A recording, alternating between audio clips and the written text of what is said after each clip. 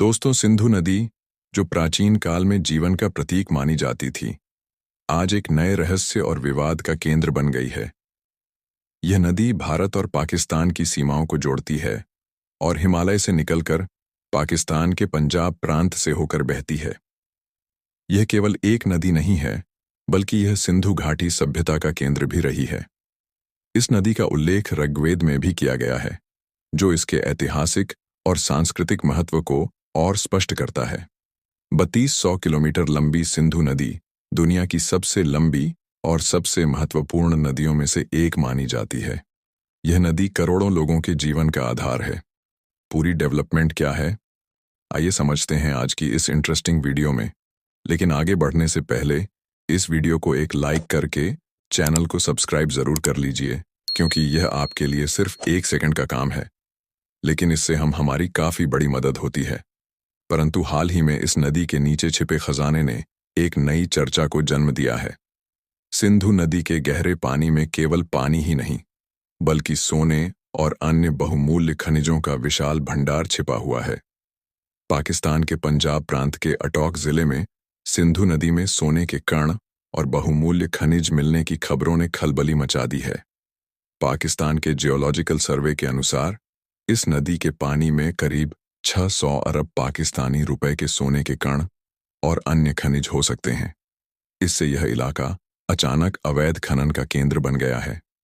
हालात इतने गंभीर हो गए हैं कि पाकिस्तानी सरकार को अवैध खनन पर रोक लगाने के लिए धारा 144 लागू करनी पड़ी। सिंधु नदी में पाए जाने वाले सोने के कण हिमालय पर्वत से बहते हुए नदी में जमा होते हैं। भूवैज्ञानिकों के अनुसार 10 करोड़ से 6 करोड़ साल पहले जब हिमालय पर्वत का निर्माण हुआ था, तब धरती की टेक्टोनिक प्लेटों के टकराव से यह खनिज नदी में आए। पानी के तेज बहाव के कारण ये कण नदी के किनारों पर जमा हो जाते हैं, जिन्हें प्लेसर डिपॉजिट कहा जाता है। सर्दियों के मौसम में जब नदी का जलस्तर घटता है, तो स्थानीय लोग इन कणों को इकट्ठा करने के लिए नदी के किनारे पहुंच जाते हैं। इस प्रक्रिया में अब भारी मशीनों का भी इस्तेमाल हो रहा है। पाकिस्तान के खैबर पख्तूनख्वा प्रांत और अटॉक जिले में सोने की मौजूदगी ने सरकार और स्थानीय लोगों के बीच एक विवाद को जन्म दिया है। खैबर पख्तूनख्वा के पेशावर बेसिन और मर्दानम क्षेत्र में सोने के कण पाए गए हैं।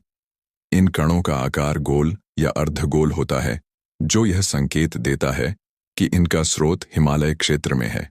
हाल ही में खैबर पख्तूनख्वा प्रांत के खनन मंत्री ने घोषणा की अटॉक जिले में 32.6 मीट्रिक टन सोने का भंडार है, जिसकी अनुमानित कीमत करीब 600 अरब पाकिस्तानी रुपए हैं। लेकिन इस खजाने को निकालने की प्रक्रिया में विवाद उत्पन्न हो गया है। सोने के इस भंडार को लेकर एक और विवाद यह है कि सिंधु नदी, जो भारत से होकर गुजरती है, उसमें जमा सोना पाकिस्तान कैसे पहुंच रहा है। इस पर भारतीय सरकार को ध्यान केंद्रित करने की जरूरत है। कई विशेषज्ञों का मानना है कि अगर यह सोना भारत की सीमा से होकर गुजर रहा है, तो इसका हक भारत का है। इस मुद्दे ने अंतर्राष्ट्रीय स्तर पर भी सवाल खड़े किए हैं। क्या सिंधु नदी के सोने पर भारत का हक है, या इसे पाकिस्तान को ले जाने देना चाहिए? क्या यह खजाना दोनों देशों के बीच तनाव और विवाद का नया कारण बनेगा?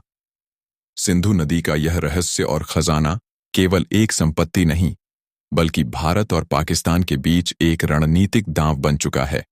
यह देखना दिलचस्प होगा कि आने वाले समय में यह विवाद किस दिशा में जाता है। आपकी राय क्या है? क्या भारत को इस मुद्दे पर कदम उठाना चाहिए? क्या भारत की सिंधु नदी से निकलने वाला यह सोना भारत को मिलना चाहिए या फिर नहीं? हमें कमेंट बॉक्स में अपनी राय जरूर दें और इसे ज्यादा से ज्यादा लोगों तक शेयर करें, ताकि इसके बारे में सभी लोगों को पता चल सके। और यदि आपको यह खबर इन्फॉर्मेशन को सब्सक्राइब अवश्य करें। जय हिंद, जय भारत।